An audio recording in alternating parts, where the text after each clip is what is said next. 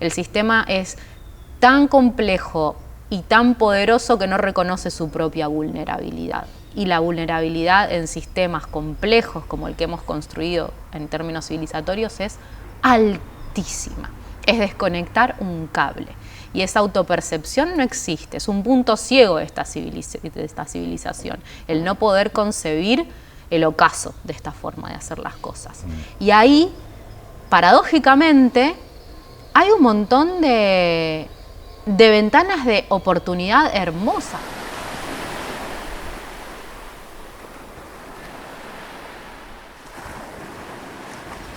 Querida Flavia, gracias por estar hoy aquí para conversar un poquito sobre las orillas y los futuros. Esta invitación de Orilla Futura, de hablar con personas como vos, que sentimos que están habitando, transitando los bordes y explorando, promoviendo nuevas formas de co-crear futuros. Así que para nosotros es un placer. Muchas gracias por la invitación. Aquí. Y como nos gusta hacer, te quería invitar a que nos propongamos mutuamente cómo queremos conversar. Es decir, en primer lugar, mirándonos los ojos, claro está, sentados frente a frente.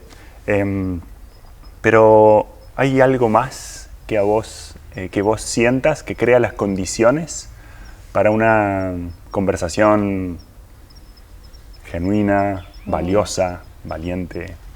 ¿Cómo te gusta conversar? Y mira, en general y con el tiempo me di cuenta que plantearnos, contarnos cómo estamos en el momento puede,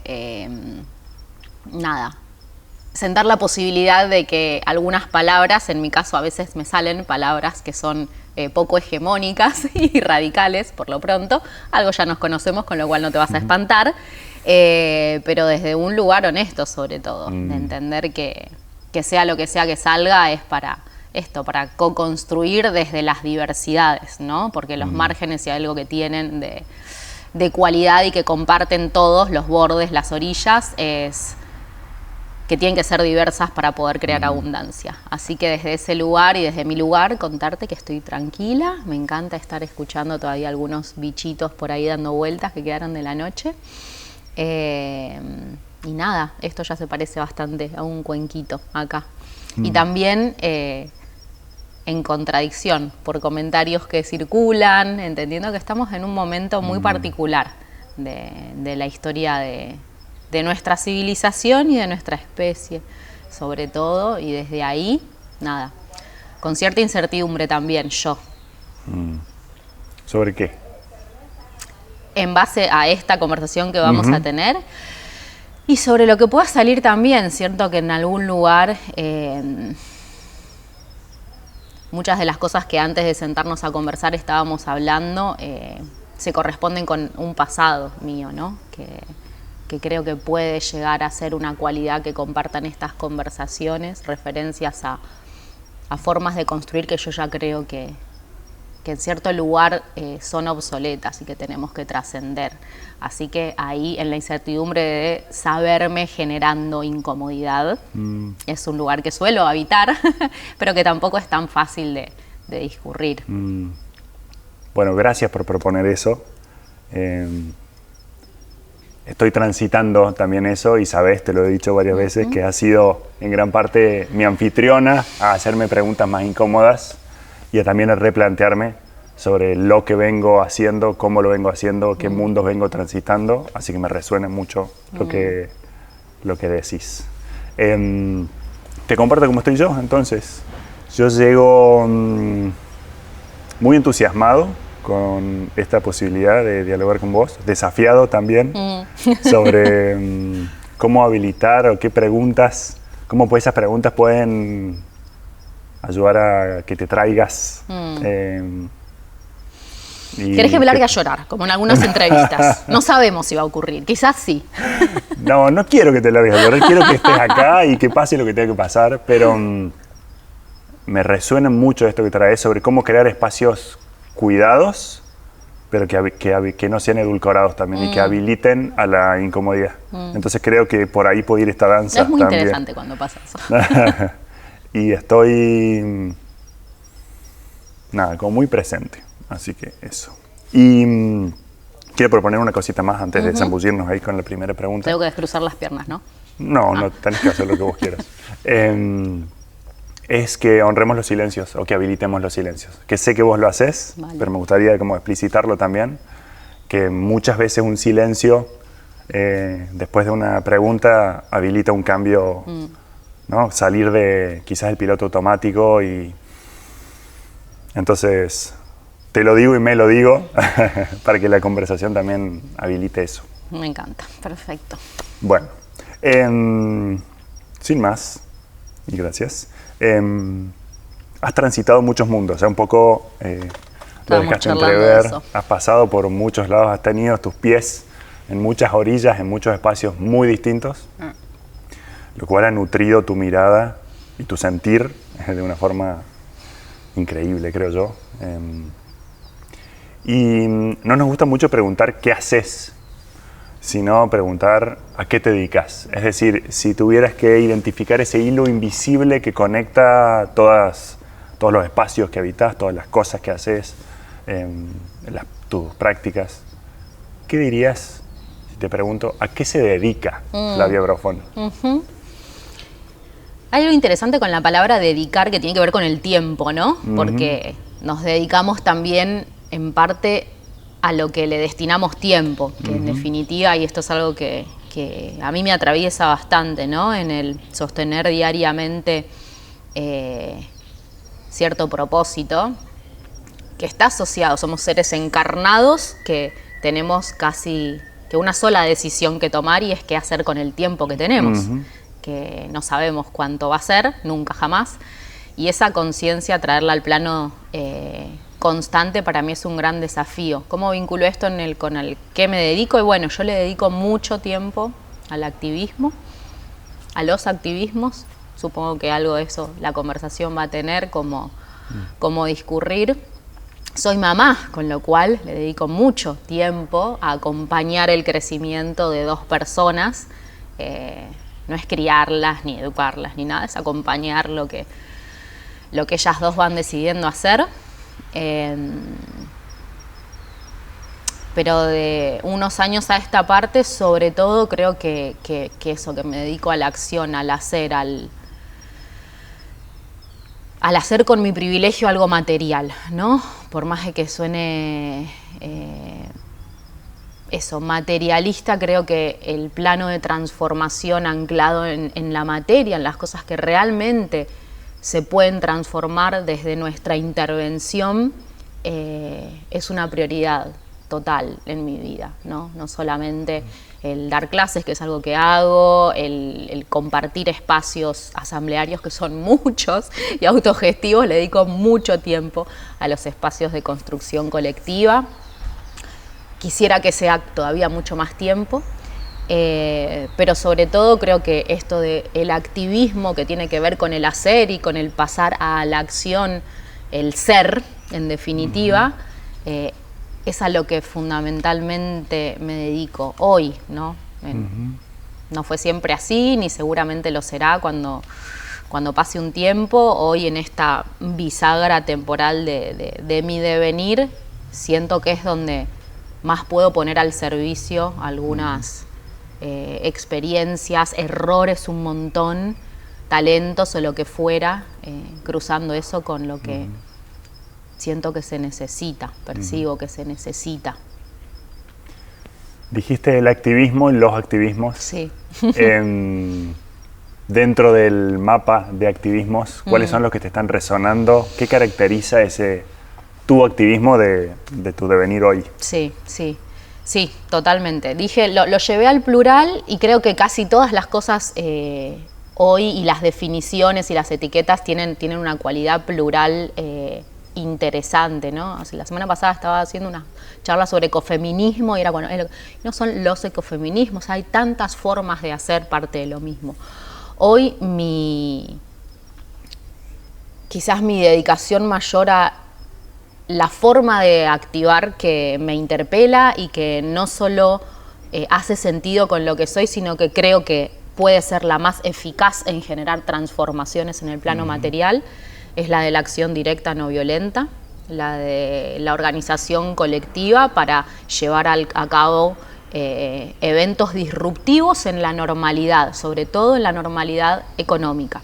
Entender cómo sucedieron los cambios de paradigma a lo largo de la historia. Cuando digo de paradigma estoy bajando quizás una escala y no yéndome de lo cultural, que es lo más importante definitivamente, pero el cambio de paradigma cultural ha venido siempre traccionado por disrupciones en las escalas materiales, en el ganar derechos, en el transformar legislaciones, en el acceder a formas más justas de habitar nuestras sociedades.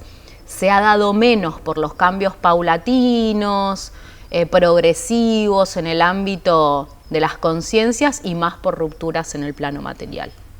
Eso me interesa explorar qué cosas fallaron desde los activismos socioambientales de los últimos 30 años, en donde venimos de alguna forma involucrándonos con la transformación del paradigma hacia algo más armonioso, con las otras formas de vida y con la naturaleza, y que cuando cruzo con eso los datos, tengo una mente bastante empírica y veo que nada, realmente nada, ha sucedido para bien, sino que todos los indicadores de biodiversidad y degradación ambiental y degradación climática han empeorado y mucho, a pesar de que estuvimos en la era de la sustentabilidad. Digo, ok, hay algo de la historia que aprender.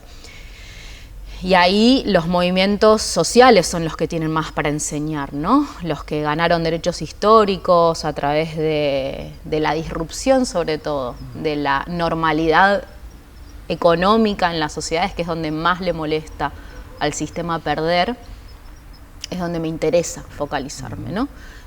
Yo formo parte de un movimiento de desobediencia civil que entiende que es necesaria una organización colectiva en rebelión frente a estas formas de hacer las cosas, que todo lo demás es insuficiente en este punto de la historia en donde de nuevo nos juega la temporalidad y el tiempo que queda, si se quiere, como marco, ¿no? Porque siempre es más, menos, no sabemos, juega mucho la incertidumbre en el proceso de colapso en el que estamos, pero sabemos desde el plano de las ciencias atmosféricas, por ejemplo, que en 3 años nos comemos el presupuesto de carbono. Entonces esa ventana temporal juega mucho al momento de la planificación estratégica de los activismos.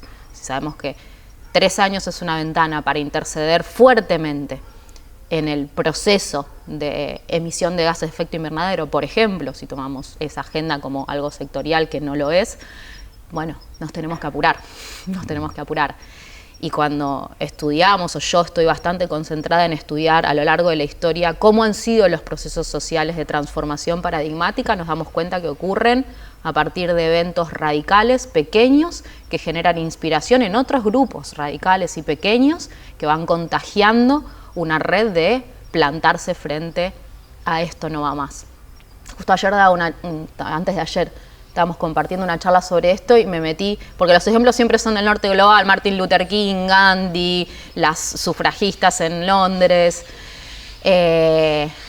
Tenemos el caso chileno al lado, ¿no? Y más allá de todo el análisis político que se puede hacer de este devenir que ahora está sucediendo, la rebelión chilena ocurrió por una chispa.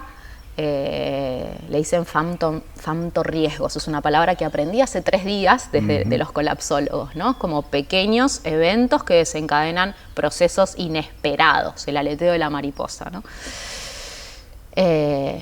Un estudiante saltando un molinete desencadenó una oleada de micro rebeliones en Santiago que en menos de un mes llevó al anuncio de una reforma constitucional.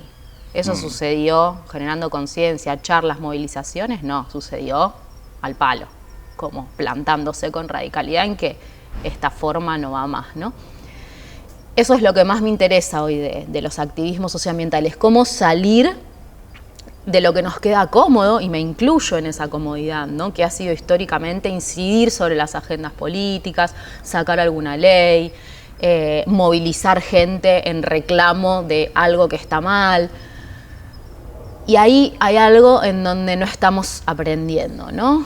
Y tiene mucho que ver con bajarnos de las formas que conocemos y se cruza el ego propio en, ok, yo también estoy haciendo algo que no funciona, y en esa ventana incómoda explorar qué cosas sí funcionaron, ¿no? Funcionaron a lo largo de la historia, qué están funcionando ahora, o sea, cómo se están parando los procesos de avasallamiento contra los territorios, ¿no? ¿Cómo se están parando? ¿Se están parando en una mesa de diálogo con el gobierno? No, se están parando en la calle, frenando máquinas que construyen una mina, se está parando metiéndose en los consejos deliberantes de los territorios cuando quiere salir una normativa que promueve las fumigaciones. Es la lógica, entender un poco la dinámica de las lógicas políticas ha sido algo muy propio de los partidos, que no hemos sabido interpretar de forma partidaria, quienes hacemos política sin partidos, ¿no? Hacer política en definitiva es involucrarse con la cosa pública. Ahora, sacar eso del ámbito de los partidos nos queda extraño. Bueno, creo que hay algo que aprender, ¿no? Cómo podemos involucrarnos políticamente, porque nos interesa el bien común por fuera de los partidos, pero entendiendo también que hay una lógica de poder que juega en el plano de la materialidad y que gana derechos de formas más radicales. Hace un ratito dijiste esa ventana incómoda a donde me doy cuenta que yo también estuve haciendo algo que no funciona. Y me interesa ahí tu recorrido y tu devenir, decís, tus momentos de bisagra quizás, si es que los hubo, en los momentos que te diste cuenta de eso, sí, que es incómodo cuando decís esta narrativa, este espacio del que estoy buscando impulsar el cambio, no va más. Sí. ¿Nos regalás algunas imágenes o sentipensares sí, sobre cuando te pasaba eso, cuando te pasó eso? Sí, me pasa todavía, todo el tiempo. Nada, la vivimos cagando todos, y darnos cuenta, supongo, de esos momentos tiene mucho que ver con estar en círculos que admiten una crítica profunda al propio proceder, ¿no? Por eso yo confío tanto en la construcción de pensamiento colectivo, porque nos ayuda mucho cuando no es displicente a, ok, reafilamos como con amor, pero también con furia, como decimos nosotros. Mis momentos de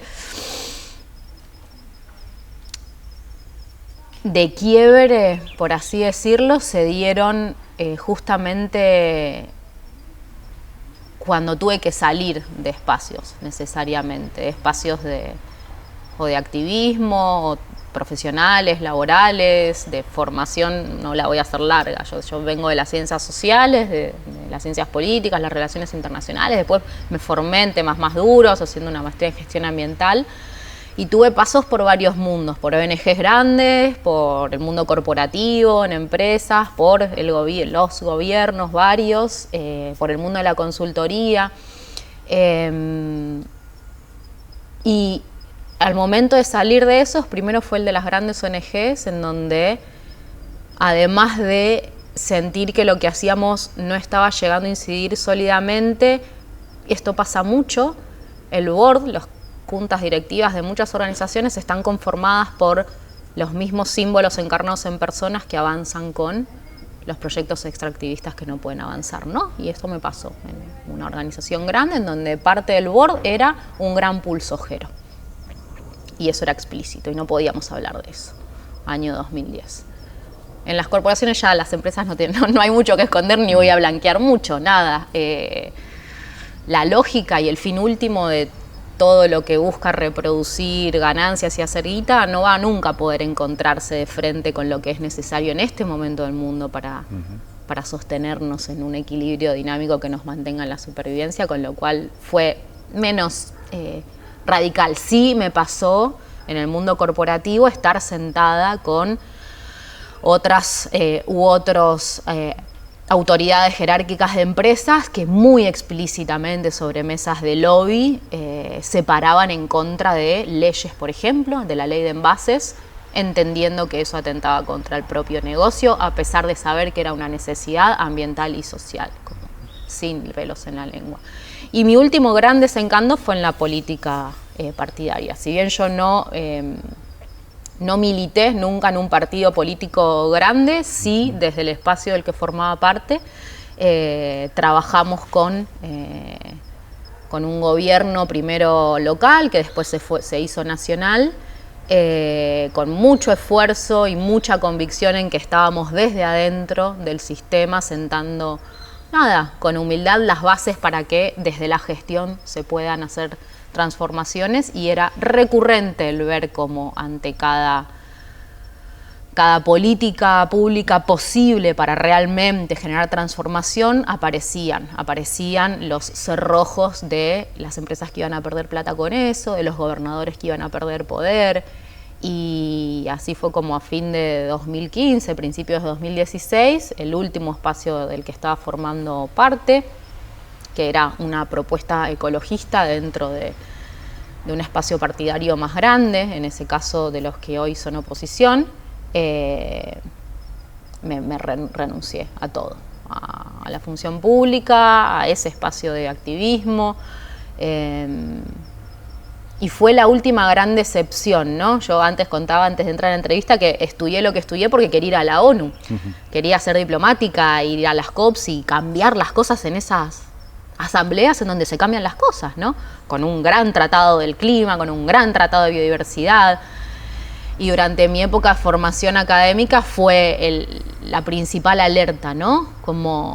Pero para eso hay que ver con ojos despejados, ¿no? Por debajo de la superficie y de lo que dicen las narrativas. Cuando la narrativa de la sustentabilidad o del cambio de paradigma o de lo verde o de lo eco no se corresponde nunca con el plano de la materia y con la vivencia de las comunidades que viven en los territorios que estás defendiendo en la ONU, en donde nunca jamás llega la implementación de Escazú, la implementación del Acuerdo Climático, la implementación del Acuerdo de París o del Nagoya de biodiversidad, jamás llega a los territorios. Cuando tanto esfuerzo personal y social se va en construir grandes escalas de acuerdo globales y eso no se corresponde nunca con el plano material, bueno, es como, ¿la veo o me quedo en la comodidad de seguir viajando por el mundo? Que era hermoso, precioso, viajar por el mundo, Japón, Kenia, no sé qué, tomando café con gente interesante, tomando aviones. Pero eso cuando vas a un pueblo fumigado no existe como tal. Cuando vas a Iberá arrasado por el fuego de la ganadería no existe ningún acuerdo de Escazú que valga. Y ese fue mi último gran desencanto y en cierta forma inicio de duelo. Durante el año siguiente, yo durante el 2016 estuve realmente inmersa en un proceso de duelo profundo sobre mis formas de haber querido cambiar las cosas desde adentro. Y fue el año en el que terminé de salir de todo, ¿no? Primero sosteniéndome económicamente con consultoría, pero también anhelando espacios de activismo que tienen siempre la gran contradicción de, por supuesto, no ser trabajos, ¿no? Porque lo que hacemos es voluntario. Yo no soy empleada de una ONG, nadie me paga por lo que hago. Entonces, eso tiene que coincidir con garantizarnos la normalidad, soy madre, de poder sostener nuestras casas, pero sin lugar a dudas es una decisión que no tiene vuelta atrás en mi caso. Durante estos últimos años aparecieron las propuestas políticas, no hay forma de volver, no hay forma de volver, porque es tan valioso el tiempo del que disponemos que hay que darlo todo, hay que darlo todo. ¿Cómo le voy a explicar a mis hijas que no hice todo lo posible por garantizar un futuro un poco más justo? O un presente actual, cuando me junto con las asambleas, cuando viajo a los territorios, y decirles, sí, estoy desde mis privilegios en la Ciudad de Buenos Aires, con todas las posibilidades. Cuando te enterás que la semana pasada vino una comunidad de mujeres artesanas del Chaco, del interfluvio Teuco-Bermejito, y me contaban que para poder tramitar su asociación civil, la FIP las hizo venir 3 veces a Buenos Aires. No tienen dinero ni para garantizar la comida de sus casas, pero para poder generar la estructura de comercializar sus artesanías y con eso sobrevivir regenerando el monte en el lugar donde están, contra las granjas porcinas de China, porque están en ese territorio. Son la primera frontera de resistencia frente a lo que peleamos en la urbanidad. ¿Cómo no voy a estar tratando de darlo todo cuando ellas se movilizan 3 veces para hacer un trámite en la FIP y poder desde ahí, su plano material, dar también la lucha necesaria, imprescindible?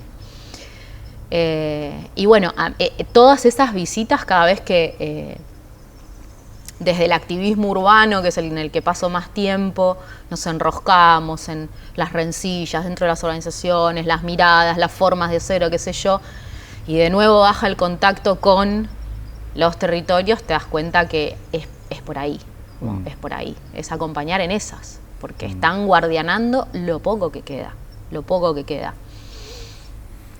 Dijiste el último desencanto y nos contaste sobre varios desencantos. Me dan ganas de preguntarte sobre si pudieras identificar como un hilo o un patrón ahí, porque lo que me permito compartirte es que claramente vos dijiste desde la acción y fuiste haciendo, fuiste probando. Pruebo en este espacio, me encuentro con el desencanto, pruebo en este otro, hasta que llego a ese borde y digo acá no va más y voy al otro lado. Y hablaste de amor y furia. Entonces digo, ¿se fue gestando una furia ahí? ¿Qué se fue gestando en ese hacer y en ese probar a dónde impulsar y cómo impulsar cambios tuyos? ¿Qué ves ahí como, qué se fue gestando?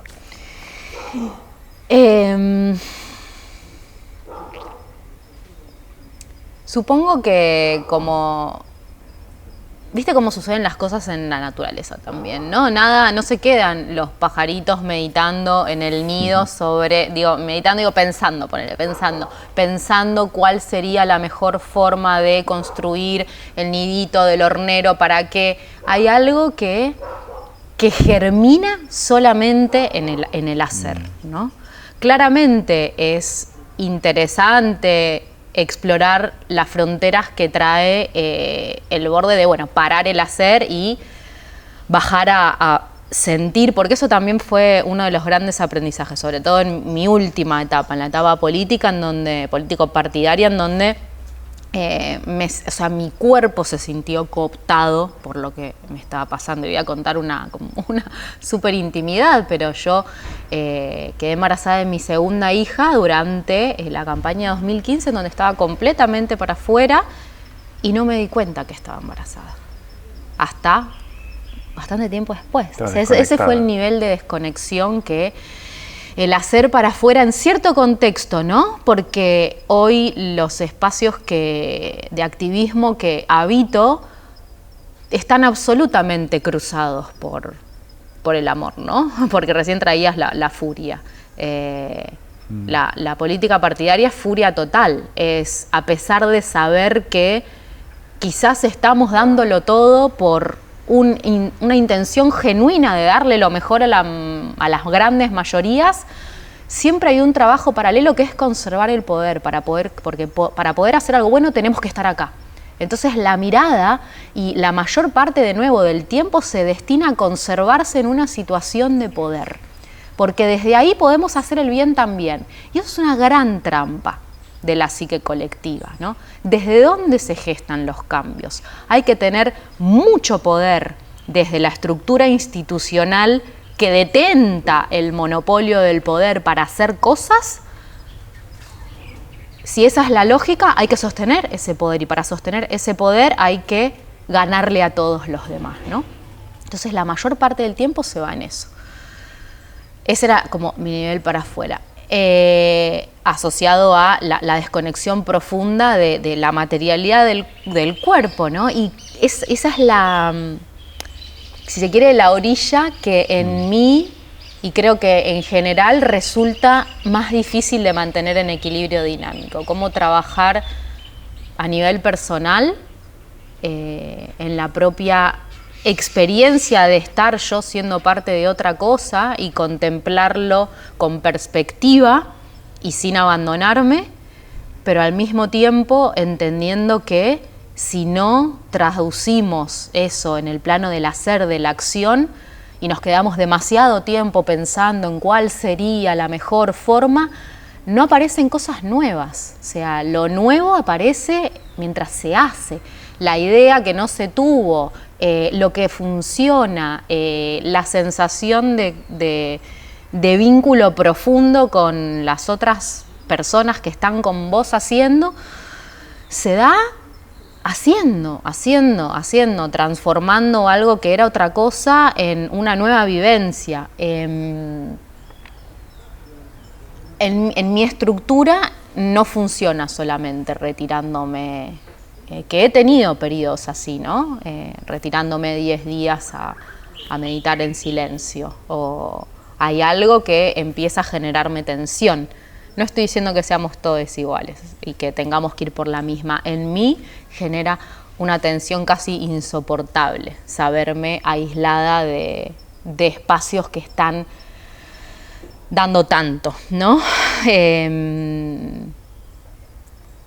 Y creo que en cierto lugar lo que más me cuesta en general es la otra hora, como parar el hacer y volverme. Y ahí, bueno, qué sé yo, también más por vieja que por diabla, me voy entendiendo y con mucha ayuda de afuera también, de quienes me acompañan y están alrededor mío, y el anclaje a tierra que son mis niñas, en donde necesariamente, si esa conexión se quiere generar con ellas, hay que dejar todo lo otro, ¿no? Es como una bajada a tierra que me sostiene, lejos de ser lo que más me aqueja en el futuro y que ellas van a sufrir tanto, no, ni en pedo. O sea, es el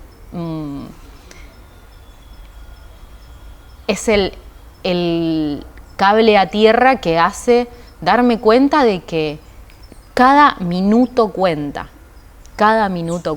en lo que decidimos hacer. Cada minuto de una serie de Netflix es un minuto en el que no estamos trabajando por sentar las bases de nuevas formas de habitar la tierra, sea como sea que vaya a quedar. Por eso a mí no me genera angustia el colapso ya. Esta es otra pregunta seguro, pero yo no soy una persona profundamente optimista, no sobre la esperanza ridícula de creer que los duendes lo van a solucionar por la noche, o que Elon Musk nos va a llevar a Marte. Nos va a tocar vivir tiempos muy difíciles, muy dolorosos, de mucha injusticia, de mucha muerte y violencia. Eso lo tengo muy claro, porque tengo una mente empírica y los procesos de umbral, de cambio, de caída de un imperio para que otra cosa se genere, porque esta forma de organizarnos social y económicamente es un gran imperio global. Le hemos llamado globalización, capitalismo, como querramos. Es una civilización global. Nunca antes pasó algo así. Nunca antes la Tierra experimentó el dominio de una forma homogénea de organizarnos social y económicamente, en donde prevalece una lógica. Eso es una novedad en tiempos de la Tierra. Y eso se acaba por millones de datos empíricos que ahora no vienen al caso. Sabemos que se acaba desde hace 50 años, cuando en el 72 se publicó el informe Los límites del crecimiento. Se cumplió antes de ayer 50 años de los límites al crecimiento. Cuando ves las curvas que proyectaron en el informe de crecimiento poblacional, de consumo de recursos, de degradación, de contaminación, de todas las curvas que proyectaron y las tendencias que ocurrieron en la realidad, es pasmoso ver lo acertados que estaban. Estamos siguiendo todas las curvas que se proyectaron hace 50 años y que están, a pesar de en ese momento no haber aventurado un tiempo de colapso, sí sabemos que se acaban los materiales disponibles para hacer teléfonos, sí sabemos que se acaba la posibilidad de concentrar dióxido de carbono en la atmósfera, ya estamos en 430 partes por millón. Sí sabemos que la disponibilidad de suelo para producir alimentos se está acabando, quedan 7 años de suelo fértil para producir alimentos para 8.000 millones de personas, que es lo que somos en el mundo. Hace 50 éramos la mitad, 4.000. Entonces todos esos números nos están llevando a esta ventana. La ventana de acción, esos 3 años que dije antes, estaban asociados a las emisiones de gases de efecto invernadero. Sabemos que el límite, el techo de esta forma de hacer las cosas se alcanza entre 2010 y 2030. Lo dijeron hace 50 años. Entonces 2025 es el año alrededor del cual... no tiene nada que ver con la pregunta anterior, que era cuáles fueron mis momentos, pero yo creo que 2025 va a ser un nuevo momento de transformación en mí, en lo que hago, ¿no?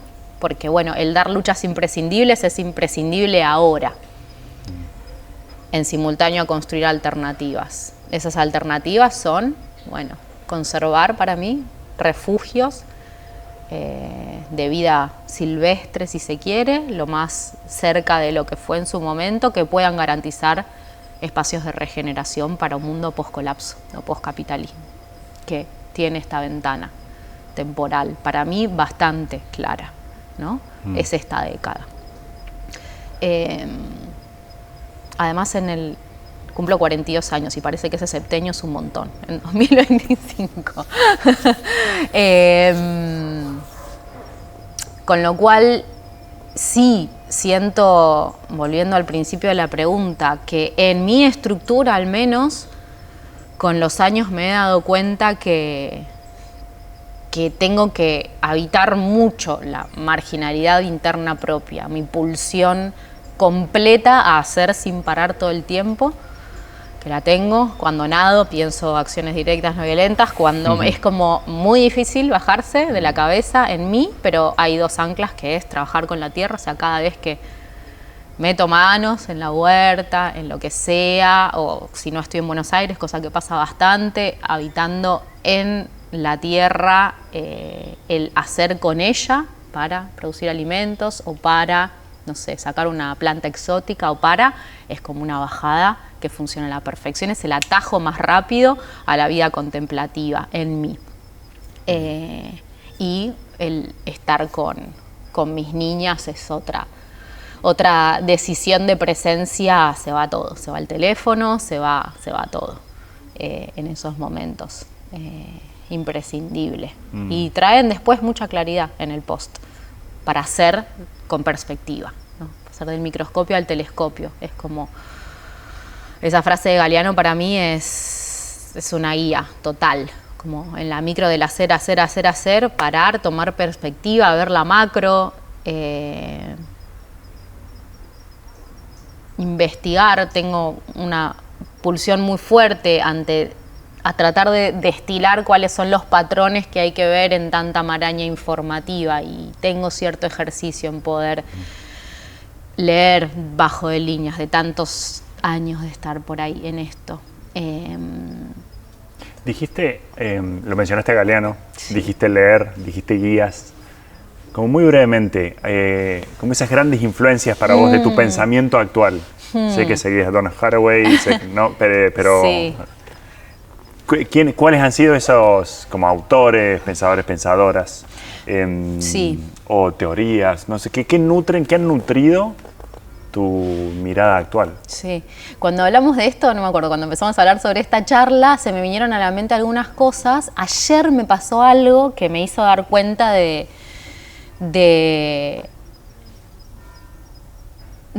cómo en mí jugó un camino inverso, el de la revolución, ¿no? Yo estudié en una universidad súper conservadora y todo mi inicio de vida adolescente y activista fue el de cambiar las cosas desde adentro, ¿no? Algo que quizás a veces se da cuando ya vimos que estamos cansados para la revolución, ¿no? En la vida, como las juventudes son las más... Yo ya estoy como en otra, pero creo que es la que va.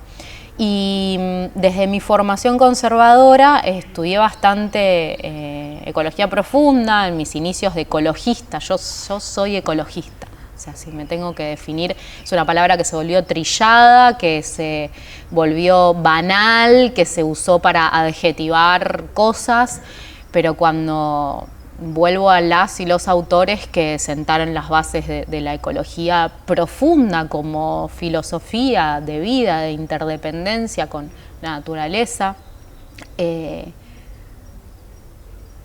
me siento y me reconozco ahí. Ahora, en esta parte moderna hay un autor que yo siempre cito mucho, que es Henry David Thoreau, que es un naturalista clásico de Estados Unidos, pero es él en algún punto fundador desde un pequeño manifiesto que se llamó Del deber de la desobediencia civil, en donde se plantó desde ese ecologismo profundo también en reconocer que las dinámicas de organización social y políticas son ridículas frente a lo que necesitamos hacer como sociedades, ¿no? Entonces, Thoreau para mí siempre fue una guía muy interesante desde la mirada filosófica que tuvo sobre el mundo. Es un autor de mediados del siglo XIX, con lo cual Desobediencia Civil lo escribió en 1848. Antiguo en su momento, un autor que reconoció en su praxis cotidiana el no comer otros animales y lo sostuvo en una afirmación de que nuestra evolución va a estar indefectiblemente asociada a no comer otros animales. Parte de la antroposofía me atraviesa también, quizás más desde lo pedagógico también, porque es la educación que elegí para mis niñas. Dijiste lo del septenio recién. Sí, totalmente. Creo que hay mucha lucidez y sabiduría en lo que Steiner trajo como propuestas de creación de comunidades afines. Y bueno, y después el rock, o sea, sin dudas. O sea, no, el rock, digo las autoras que están trayendo narrativas espectaculares. O sea, recién traías a Donna Haraway, sin dudas, para mí es como el cyborg de Donna, me atraviesa profunda, me desafía porque me genera mucha incomodidad, me interesan mucho, sobre todo las autoras que hoy me generan incomodidad, les autores. O sea, estoy haciendo desde hace unos años un ejercicio en tratar de encontrar autoras que hablen de lo mismo que han hablado algunos autores. Yo en su momento, un libro que trabajaba mucho en mis clases era la teoría Gaia de Lovelock. Cuando empecé a investigar un poquito más, me di cuenta que detrás estaba Lynn Margulis. Lynn Margulis es una autora que estuvo detrás de grandes señores que se instalaron como símbolos de algunas teorías, no solo Lovelock, sino Carl Sagan. Ella fue su pareja en los momentos en los que ellos fueron más magistrales. Entonces, y bueno, nada, aparte es una autora que habla de la cooperación para la evolución, etcétera, etcétera. Y hoy también me interesan mucho las narrativas de los feminismos comunitarios, de autoras indígenas que están trayendo con mucha sabiduría un mix que me parece espectacular. Para mí Moira Millán hoy es una gran referencia, ¿no? O sea, ella es una huaychafe, es una guerrera mapuche, que además tiene la visión de congeniar el mundo de la lucha imprescindible, defendiendo territorios, con la cosmogonía del pueblo al que pertenece, incorporando las diversidades. Hay mucha cosa interesante pasando en los márgenes de quienes exploran la agenda de la diversidad de género y sexual. Paul Preciado me parece magistral, es un autor que estuve leyendo mucho durante la pandemia, como proseguidor del pensamiento de Foucault, que me interesaba mucho desde las dinámicas políticas. Y después están los clásicos, obviamente. Joanna Macy está siempre presente en todas nuestras lecturas. Pero bueno, hoy hay una decisión que también tomé. Casi no leo autores y autoras que no llevan a la praxis lo que dicen, que se quedan en la academia. No las considero legítimas. Estoy tratando o sea, encuentro mucha más coherencia en quienes escriben, dicen lo que caminan. Ahí los ecofeminismos tienen mucha abundancia, ¿no? Porque nacen de congeniar la praxis con la construcción sistémica de conocimiento, sistematizada de conocimiento, ¿no? Me parece como que son esos resquicios interesantes, ¿no? El escribir no solo el paper en el escritorio y la academia, sino desde habitar Vandana Shiva. Vandana Shiva escribe lo que hace y lo que ve todos los días, y ahí me parece que hay muchísima más potencia que en un paper sofisticado o en un libro académico de palabras difíciles. Pero bueno, y después hay colectivos que están escribiendo. O sea, hay el manifiesto del Movimiento de Mujeres por el Buen Vivir, es una maravilla. O sea, la descripción el concepto de terricidio como aniquilación de lo epistemológico, de la tierra, de los cuerpos, de las cosas que se tienen que transformar también para no solamente cuidar lo que vemos, sino también los elementos de la naturaleza, las fuerzas que también están muriendo cuando se contaminan un río, ¿no? Me vuela la cabeza el ver que hay formas de aproximarse al mismo problema tanto más profundas que las que evidenciamos desde los activismos urbanos, porque hemos necesitado también hablar en ese lenguaje del poder, desde lo económico, desde mensurarlo en datos empíricos, y bueno, todo eso ya está recontra súper probado, que la estamos cagando y estamos yendo a la extinción sin escalas. Es momento, siento yo también, de darle espacio a la conversación espiritual, pero en una vuelta que fue inversa. No primero primero hay que estarse dando las luchas imprescindibles, ¿no? Y en ese estar dando las luchas imprescindibles, en Rebelión o Extinción le llamamos cultura regenerativa. Le llamó hace mucho tiempo el movimiento Cultura Regenerativa al trabajo personal de percibir que en definitiva por lo que estamos poniendo el cuerpo, por así decirlo, tiene tanto que ver con que crezcan los árboles como que eso habilite fuerzas inmanentes que no vemos ni podemos percibir de tan alienadas que estamos, ¿no? Y ahí las autoras que vienen de espacios comunitarios, de movimientos indígenas, te explota la cabeza. Te explota la cabeza.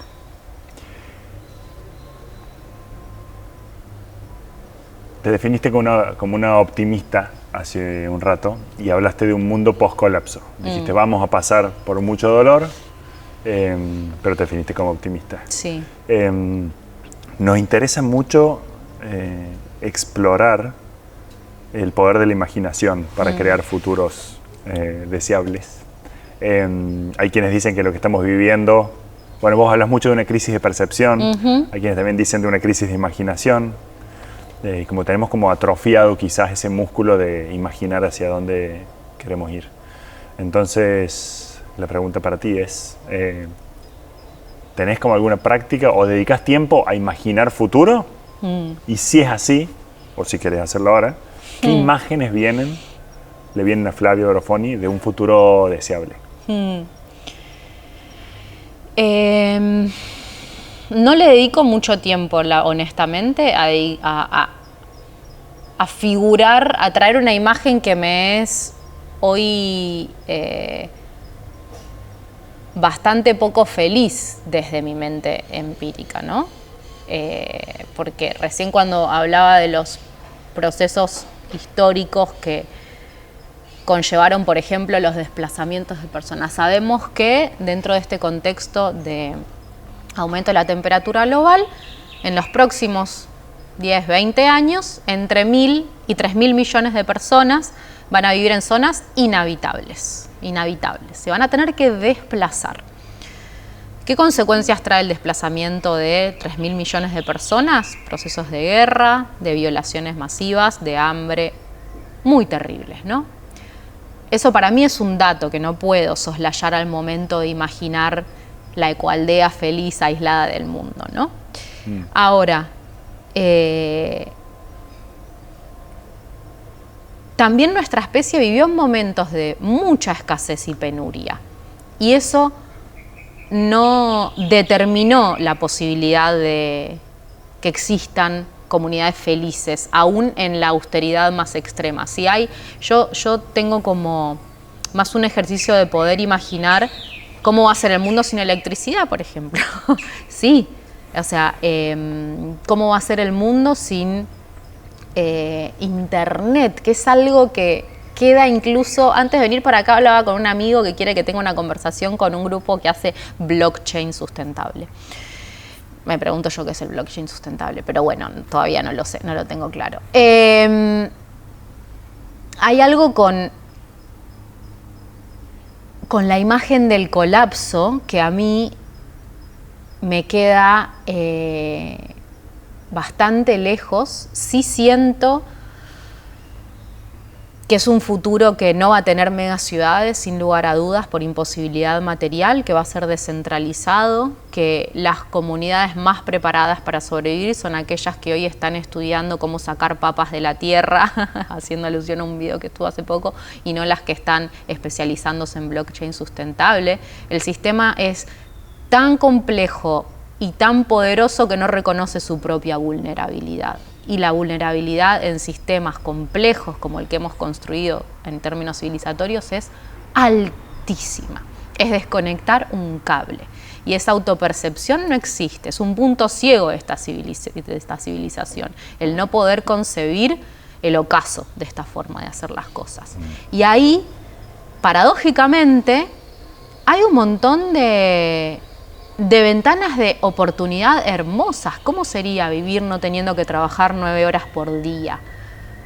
Dedicarle tiempo a otras formas de construcción, incluso familiar, multiespecie, citando a Donna. ¿Qué tal si a las infancias no las tuvieran que criar madres y padres nada más? Si pudiéramos volver a formas que existieron, porque el mirar para adelante también es ver cosas que existieron en otros momentos de la humanidad, a las que muy probablemente volvamos, deseablemente volvamos, ¿no? Sobre todo en sociedades matriarcales que las existieron, en donde las crianzas eran comunitarias, en donde la producción de alimentos era comunitaria, a escalas humanas mucho más pequeñas.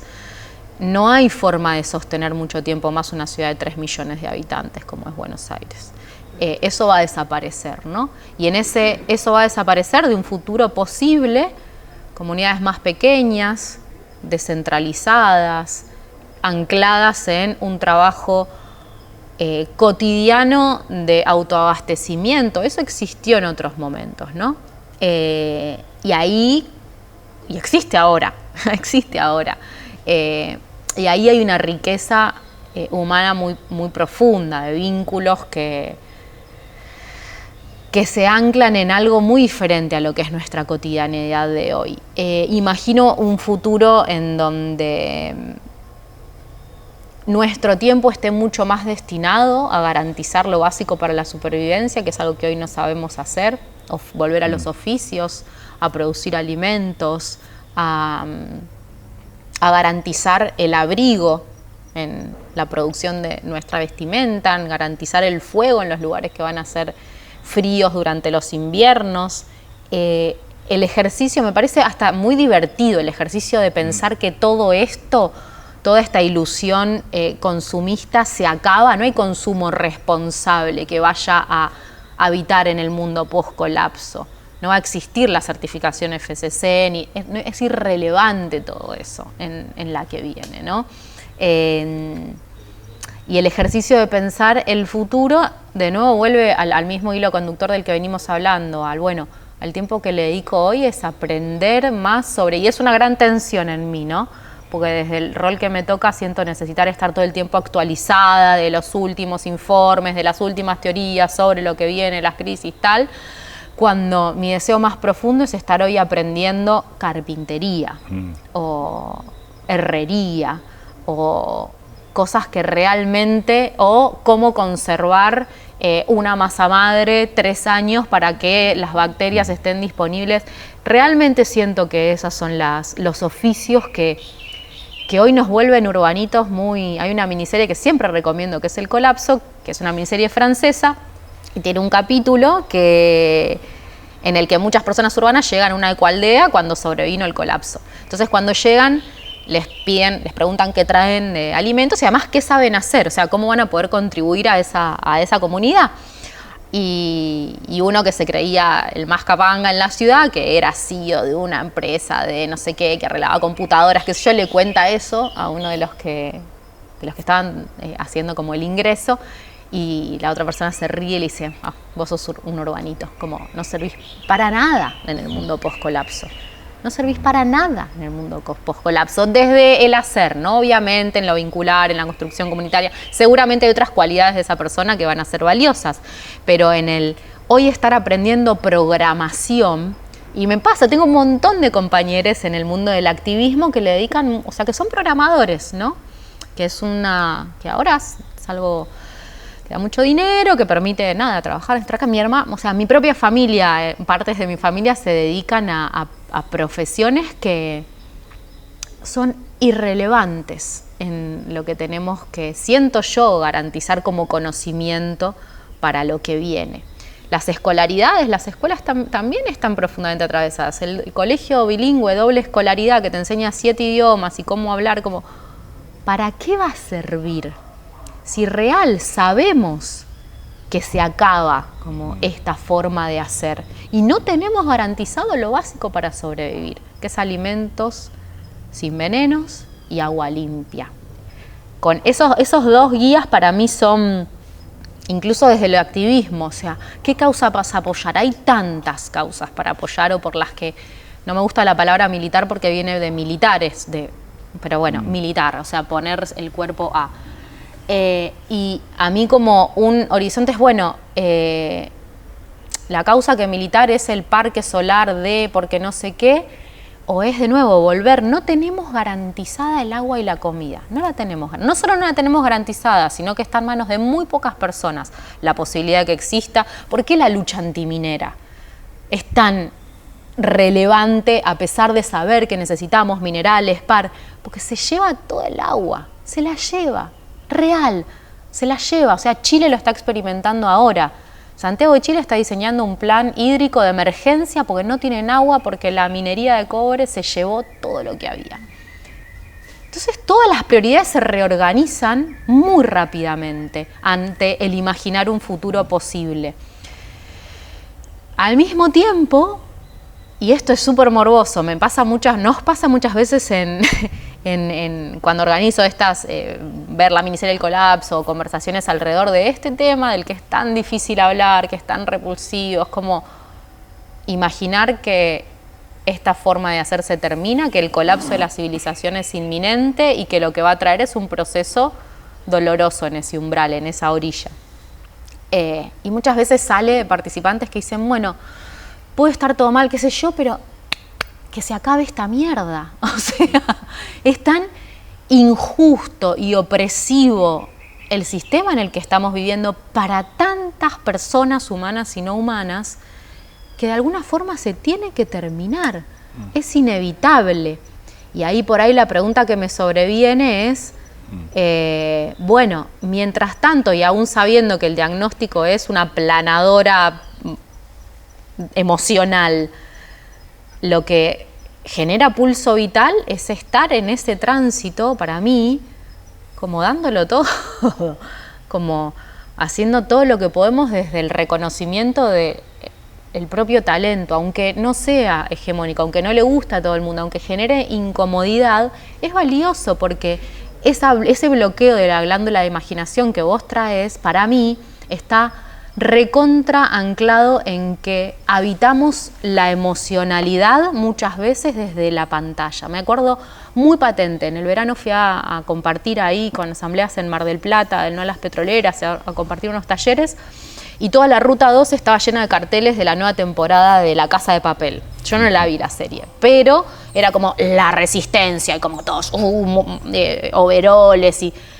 Hay algo que pasa en el hiperconsumo de ficción televisiva, audiovisual, es que nuestros cuerpos, y esto es una teoría como no profundizada desde lo intelectual, desde lo académico, ¿no? Como yo siento que está pasando eso.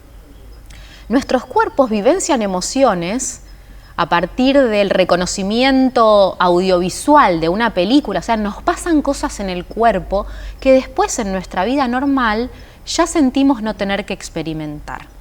Entonces, la adrenalina, incluso el amor, el llorar, la angustia, se da en una conexión con una pantalla que lo muestra y nuestro cuerpo lo registra y lo habita. Entonces, podemos seguir en la tibieza cotidiana de no experimentar sensaciones extremas porque ese registro físico existió.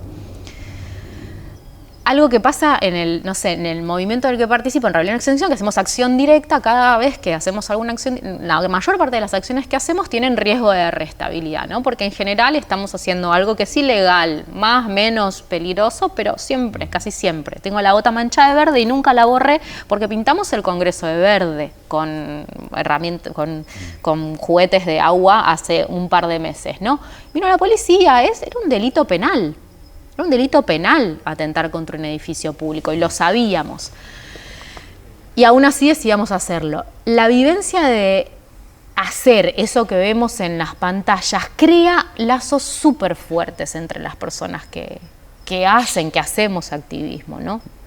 Y Y el registro de no estar haciendo tanto ahora, para mí tiene un correlato muy fuerte en que nuestros cuerpos no lo necesitan, porque habitan esa emocionalidad a través de las pantallas.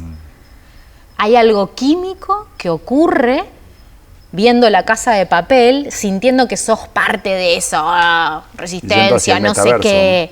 El metaverso, totalmente. Totalmente. Es súper efectivo, y bloquea toda posibilidad de imaginarnos siendo parte de otra cosa, porque existe en cierta realidad esa otra cosa, ¿no? Existe. Dijiste muchas cosas sobre las cuales me gustaría hacer sí, doble clic. Muchas ventanitas emergentes. Pero esto va llegando a esta conversación va llegando a su fin. Sí. Entonces te quiero hacer unas últimas 2 preguntas. La primera, en este último minuto vos mencionaste de la pregunta que me estoy haciendo. Y nos interesa mucho como cultivar como llevarnos en nuestra mochila preguntas de las personas que pasan por estas conversaciones. Si te encontrás con alguien y tu mejor regalo fuera una pregunta, ¿cuál sería esa pregunta? Esa pregunta que está viva en vos, que te parece relevante ahora.